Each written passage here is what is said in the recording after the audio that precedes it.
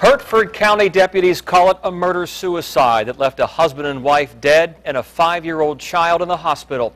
The call came from the small town of Winton outside of Hosky.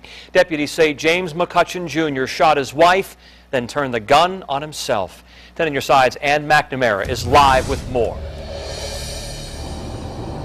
A DOT worker in the area heard the gunshots and called 911. The sheriff says it's hard to make sense of what deputies found inside.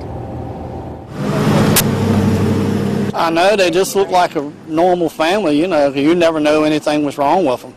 The seemingly happy family who made their home on this lot lived in separate mobile homes. Catherine McCutcheon and her 5-year-old daughter lived in the larger of the two. Catherine's husband, James, lived right next door. I said, well, I never knew he had a temper. I mean, he was kind of easygoing every time I saw him. But there were signs of trouble this morning. Neighbors noticed a U-Haul trailer attached to the back of her minivan. She came down driving the van with the trailer on behind it. And deputies say Catherine was moving out in a hurry and had asked her uncle to help. The two were in her home when James came over to talk. Deputies say James went back to his house and then came back to hers with a .38 caliber pistol. Catherine's uncle heard 3 distinct shots coming from the other room.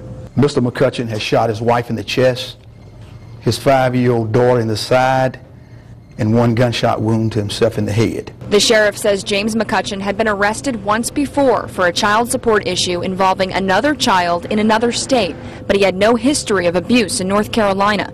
Neighbors feel for the family and the only person who survived. Yeah, she's a cute little girl. She's about 5 years old. She's got real curly hair, and she's just a typical little kid. She's always real happy like. Tonight the little girl is recovering at the hospital. The sheriff does not know how serious her injuries are.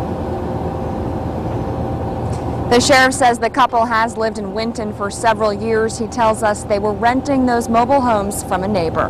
Live in Hertford County, I'm Ann McNamara, 10 on your side.